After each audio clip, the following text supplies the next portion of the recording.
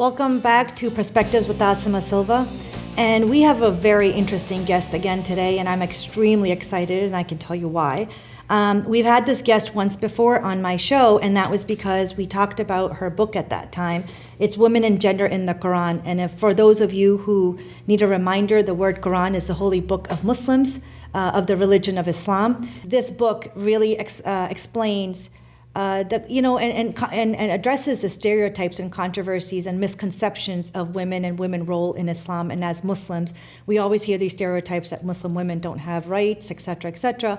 And this is a great book to reference and read to understand the rights that Muslim women do have. And I am fairly certain that you'll be very surprised at how many rights that Muslim women actually have in this religion. That isn't the reason why we are here today. I've invited our guest again, Celene Ibrahim, who is an exceptionally knowledgeable woman and a scholar in Islam. And not only is she exceptional just by writing this book, she was asked to participate in the Netflix documentary that talked about Moses' life. And I believe it was number 10 for several weeks on Netflix. And she has agreed to speak to us today regarding that particular documentary. And thank you again for joining us on this show. It's an honor to be here. Thank you so much for inviting me again. You're welcome. Actually, it's an honor for me to be able to sit down and talk to you. I really want to know, when I saw that documentary, I was kind of, to be honest, thinking to myself, because late at night, I'm about to fall asleep and I'm switching through, what can I watch? And this was top 10 on my list in Netflix. And I was going to pass by when I read my eyes caught the little synopsis of the content of this particular documentary, and your name showed up. And I said, wait a second, I know that person. And I actually started watching it out of curiosity, and I was so honored to see that you were participated in that particular documentary and your comments on it. So I would love for you to maybe give us a little bit of a summary so that our viewers can also follow on some of the questions that I have regarding that documentary. Lovely. Well, the documentary, it's a docudrama, and so parts of it are interviews with scholars, me, some other experts in biblical studies, in studies of early Christianity and Christian interpretation throughout the centuries. And the creators, it's a collaboration between Netflix and then a Turkish-US-based company called Karga 7. So they took our interviews, and then from those interviews and from their own research process, created some drama to go alongside the commentary that we were offering as scholars. And so they really did follow the biblical story of Moses, but I was particularly pleased that they included two Muslim scholars as well, myself and Dr. Shadi Nasser of Harvard University. And so we provide in various places a commentary from the Muslim perspective, from a Quranic perspective, and then also the perspective looking at the Islamic tradition as it unfolds over time and how people have interpreted the figure of Musa or Moses. Right.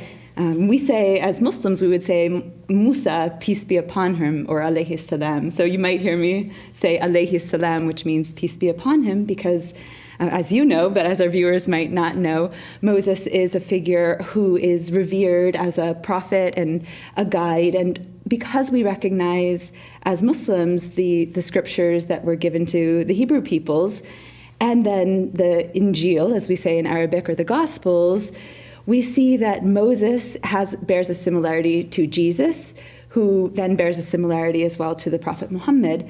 So these are all messengers and esteemed figures, as you would know, but maybe our viewers don't, in the Islamic tradition. So Moses is the most spoken of figure actually in the Qur'an, which is a surprise to people who might be from a Jewish background or from a Christian background. So I have a question, because this was one of the things, I had co-founded Daughters of Abraham in Worcester. I'm no longer part of it after COVID, but during the times that we would meet, one of the Jewish sisters said, she was very hesitant to join this book club because she was afraid that learning about Christianity and Islam and talking about these topics may confuse her, or may veer her away from some of the beliefs she already had. So the question I have for you is, I love this documentary myself, but I also feel that I'm very comfortable in my knowledge of my own religion. And I've always been curious about other religions. So I've always pursued learning about other religions, and reading their books and kind of comparing what things are similar and what things are different. But what would you recommend to viewers who might actually have the same feelings as that Jewish woman did, who might look at this and say, but if all three of you are talking about the same story and the story of Moses, peace be upon him, how am I supposed to know what things I truly believe in? Am I going to get confused? Because there is a lot of detail in this docudrama that, even I, knowing a lot about Islam and his life, was like, I don't think we believe in that part, but we do definitely believe in this part. And I was trying to parse it out, and what would you say to viewers? Yes, I think very much the docudrama, and it's in 3 parts, so it's quite long, and I've heard wonderful feedback from people who have watched the whole thing. But what I would say is that it's a conversation starter, and that it does require for any person, whether they're Jewish background or Christian background or Muslim background, or maybe just a viewer who comes from a more secular background, is just curious about this, how this figure plays out in all 3 traditions. I would say that there is some prerequisite knowledge to be able to sort out what exactly does the Hebrew Bible say about this figure. And then, of course, Christian sources are expanding upon the Hebrew Bible corpus, so they're going to have a slightly different perspective on the figure of Moses. And also, Christians are not always reading the sources in Hebrew, and so I find some of the differences of opinion that come about vis-a-vis Jewish interpretation versus Christian interpretation, somehow there can be a difference, although there can be many overlaps as well. And so you're absolutely right in saying that there are differences between the traditions, but what I would say is that even within any one tradition, you're going to find so much plurality of opinion that unless you take the time to notice all of the differences of opinion, it's easy for someone to even become confused only dealing with sources from their own tradition. So it's a process. It's a process of exploring the core questions that someone has about their own life, and then reading the text and thinking not always necessarily about a historical frame of reference, but more about this lens on morality and what does it mean to be an upright human being. What would you say, is it better to have adults watch it in that case, so that they can maybe parse out the differences and similarities with what their faith or their version of their faith believes in? The reason why I'm asking that is because I personally asked myself, should I have my kids watch this? Of course, they know the basics of the story of Moses. They may not know as many details as I know, and I'm not an expert in this area, but I know more than average. So would you recommend maybe this is more for adults or for children, regardless of what faith they're in? I definitely think it's made for a wide audience. I laugh because I'm a teacher in a high school part of my time, and that part of my time when I'm teaching the stories of Moses, whether it's in the Jewish tradition, the Christian tradition, or the Muslim tradition, most of my students in the room, and they're from all over the world, have seen the Disney movie that also recounts the life of Moses. And so they actually, of all the different historical figures we study from around the world, from the ancient world to the present, most of their knowledge about Moses, if they haven't grown up biblically literate or Quranically literate, comes from Disney. So I would say that the exposure itself is a wonderful thing because it does open up questions. And I think they have done a great job in the docudrama of getting some period clothing or just this depiction of what desert life, nomadic life would have been like at the time. It's a conversation starter, like I said before. And to the extent to which the creators got every detail right in terms of a historian's perspective, I think there's a lot to be discussed there. But the broad contours are stimulating enough that I think a young person watching it could help them use their imaginations to think about a different time and place in history. So I do have a couple questions, and this is really coming from the space of recent hot topics. and it's partly because, again, personally, I'm very interested. Growing up as a Muslim, being taught in Islamic traditions and Islamic faith, we don't talk about skin color, right? We don't talk about prophet's skin color, so as to not promote any type of racism of any sort, or preferring a certain colorism or colors, thinking that God may have preferred certain colors over others in terms of prophets. So we never talk about skin colors. But I have to be honest, this was just about a few years ago, and I was listening to Yasser Qadhi's, the series of the Sirah. Sirah is the life of Prophet Muhammad sallallahu alaihi wasallam. And in the introductory part of it was, we have descriptions of him, and some of those descriptions are vague but precise at the same time, in the sense of, he's been described as not too tall and not too short. He was described as not too dark and not too white. And the only time I ever heard anything even similar to what he could have been was Yasser Qadhi said he was described as wheatish. And I thought, whoa, wait a second, because I always thought, where do I land? Right? And it made me a little proud that, hey, there was a prophet that was wheatish, somewhat like me. And then I found out that in the hadith that, they were talking about, we believe that there's 5 preferred prophets, or like special prophets who were given scriptures, including Prophet Moses and including Prophet Jesus, but describing Moses as being the darkest of dark in terms of skin color. And in the docudrama, I felt like that wasn't portrayed. And I thought with what happened with George Floyd, like the incidents of racism that happened in this country, such a hot topic, why wasn't that, or is that not believed by Christians and Jews, that Moses was described as one of the darkest skin colors that most people would have seen in that area? Yeah, I haven't actually looked into this particular question, and I certainly don't know a lot about the casting of the docudrama itself. But I do know that there's a wonderful resource, especially for Muslims, and it chronicles all of the different companions around the Prophet Muhammad who are known to be from the African continent, or who are otherwise from Arabia and happen to have a darker skin color, because as we know, Arabia has a whole host of a different spectrum. And so this book chronicles different companions, including Ali ibn Abi Talib, who is a cousin of the Prophet, who, according to this book and several of the narrations that they record, these are oral traditions, but also that figures such as Ali, and even, bless his name, Jafar as-Sadiq, who is a major person in the Shia legislative tradition, was also of a darker skin color. And I think that we're maybe in the US as Muslims just starting to have these conversations because of the political climate in which we live in, but it wouldn't be in many places where we have Muslim majority populations.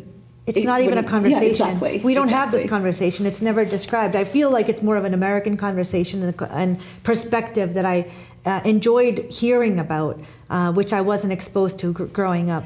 On this note, though, I think it is important to mention that our tradition has very anti-racist, we could say, trends within it, because the Prophet Muhammad on numerous occasions is recorded as having said there's no preference of an Arab over a non-Arab, or no preference over someone with a particular color skin over another color skin.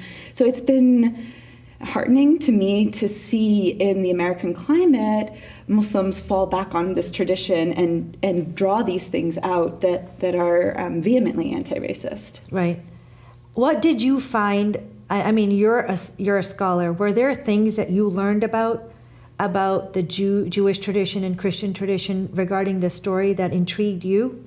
Yeah, well, I've been working with these texts for a long time now, and I've taught on a Christian seminary faculty, and I've taught on the faculty of a rabbinic school. So there weren't too many things vis-a-vis the documentary that surprised me, but certainly over the period of learning about the text. And one of the things that surprised me as I was on the rabbinic school faculty was the extent to which in Hebrew Bible scriptures, Moses actually argues with God.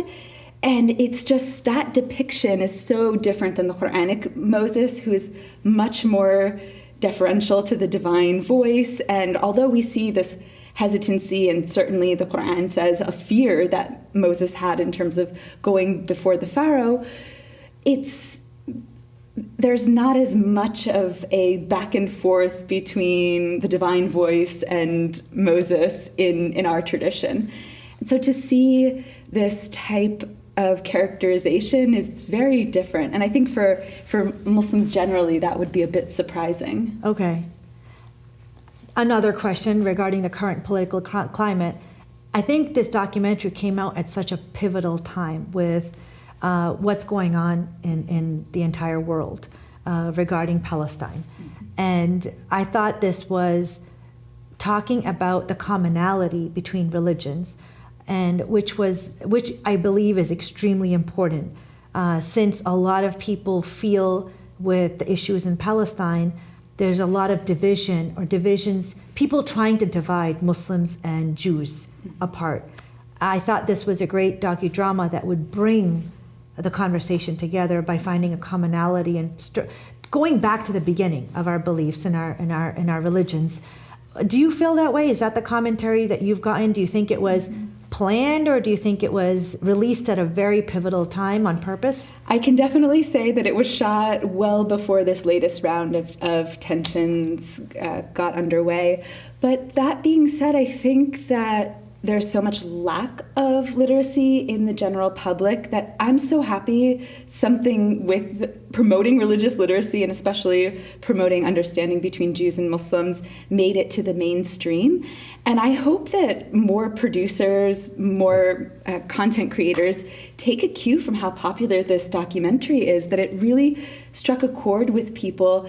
I think both because the story of Moses is just fascinating and it has captivated audiences, we could say, for millennia, but also something about the entertainment value combined with this interesting historical, theological analysis. And I think this is a time at least in the US, where people are hungry for meaning and purpose and understanding spiritual perspectives. And so I think that we're maybe in a time where people realize that there's so much to learn, even if they're well educated in perhaps their own tradition, that we can actually learn a lot about ourselves by having these conversations or by venturing out into other religious traditions or other historical traditions, philosophical traditions. And that to me is the power of living in this multicultural society. And so if we live in a multicultural society and just insulate ourselves and refuse to engage, it's really a loss. So I do have one question. This is it stems off of the documentary and the story of Moses, because the difference in these religions is, and correct me if I'm wrong, in the Jewish tradition, they're still waiting for the Messiah to come, correct? Mm-hmm. In the Christian tradition, the prophet Jesus, to them, Jesus, they don't use the word prophet, is their Messiah. Mm-hmm. But Jesus will be returning. Mm-hmm. So when they say the Messiah will return, that's what they're referring to. For us, we believe that Prophet Muhammad was the Messiah at that time that we were waiting for, but Jesus will return and hasn't returned yet, just like we believe with the Christians. Now, what are the big stages of signs that they're looking for? Because I've heard a lot of I don't even know if I should use the word rumors or maybe false information about red cows and something, and that's a sign the Messiah is coming. And, I know human nature is, we have all these conspiracy theories. So can you explain to us what are the signs in these different traditions that these different traditions are waiting for? Wonderful. Let me back up a second, because I think it surprises people who read the Qur'an to see that Masih, the term Messiah, which means anointed one, which harkens back to the ancient traditions of where the king, the leader of the polity, would have been anointed in a particular way to symbol a type of special status. For some in the ancient world, that would have been, the king would have been a divinely figure, or the monarch. Even you have at times certain women who assume that role.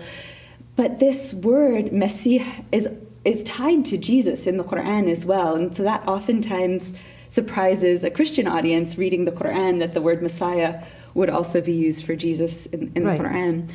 But certainly, I think we're closer to the Christian tradition when it comes to thinking about end times, because the return of the Messiah, Jesus, peace be upon him, is also important in the Islamic tradition. Now, this relates in a fascinating way to the state of Israel, so not the Israeli people as a nation, not the Hebrew people kind of as this historic group, but then as the state of Israel, because there are groups out there, and it's very prominent, particularly in the U.S., among Christians in the U.S., that having a strong state of Israel is a prerequisite for the Messiah coming. And so it's this fascinating role where you have Christians whose dispositions might not be very favorable to Jewish people, the religion of Judaism, Jewish ways of being, are particularly keen in supporting the state of Israel because of these Christian beliefs about the need to support this state to help the Messiah come back to earth. And then there are, within Jewish interpretation, there are some Jews who are very much against some of the policies of the state of Israel because it goes against certain beliefs within this segment of Judaism about what is appropriate to do in and around the Temple Mount, for instance, this holy site in Jerusalem that all three religions share to some degree. So this is a way in which we see one of these end times, these signs of the end times, bringing about a really fraught political climate as well. So I think people, to the extent that they're interested in general politics, also have to have an understanding of how different religions think about these signs for the end of days. Now, within our tradition, obviously, there's many, it's mostly the oral tradition that we find this collection of signs of the ends of times. Right. And one of my favorites, especially for during Fashion Week, is that people will walk around in clothes, but they'll appear to be naked. Yes. And so we know that this is a trend now. So I'm not saying the end of times are coming, but we do see. But there's many signs, right? That's not the only sign. Yes. So one of my other favorite signs is that at the end of days, now we have to understand that hour in Arabic is the same word for clock. And the Saudi government has built this huge clock tower that casts its shadow over the Kaaba. Yep. So one of these end of times traditions is that the Sa'a, which Arabs in ancient times understood to mean the hour, will cast its shadow over the Kaaba. Yeah. The Kaaba being the house, the stone house of worship that marks the spot under the Zamzam well that Muslims believe that was where Hagar was running back and forth and found the life water for her son. But in any case, we have this now a clock tower, a Sa', literally casting its shadow over the Kaaba. Right. So there's particular signs. So and I love my favorite is when they talk about the child will become the master and the parent will become the slave. I feel like we're already there for that one. Getting kids to do their chores is like, no longer is it as easy as putting a list on the fridge and it gets done. But I find that interesting because I think that is one of the conversation starters that when you watch this docudrama and you see the beginning of Jewish traditions and their scriptures and the similarity that other religions, the Abrahamic religions share, to then talk about, well, what do we share to the end as well? And I think that the current political climate really hones in on the differences of what different religions are believing is bringing upon the end times. Would you like to share? We have a couple minutes left. What would you like to share with our viewers? I mean, I could speak to you for hours on different topics because mashallah you have, and mashallah in Arabic words means thank God for this blessing. We have someone here who is extremely knowledgeable in all the three religions and can answer in many different perspectives. So I would love to have you again, but we have a couple minutes left. What would you like our viewers to part with? I think in these times, it's really important to understand that the conflict in Israel and Gaza and the West Bank, it's not primarily a religious conflict, and that we have all over the world places where Jews and Muslims have built amazing societies together where religion is not it's certainly a factor that plays a role in creating some of the divides, but more often I see religion being a place where people are coming together in this country, across boundaries lines in Israel and Palestine. And so I really want people to, if they are coming from a religious background, to lean into the virtues that are in the tradition around welcoming the neighbor and securing people's rights as, a fundamental duty and obligation. And I think that if there's any way through the current impasses, it's going to be people of consciousness who are willing to come together despite all of these now generations worth of grievances. And so that's my hope. And part of the reason I do this work and try to bring people together around faith is because I think it is this tremendous force for good. And if we're not cultivating it as a force for good, it will be a force for evil. So that's my hope and my plea that those watching might get a little bit curious and can continue to learn. Thank you. And that leaves us for a few minutes of my ending, and I share with you my perspective of our conversation.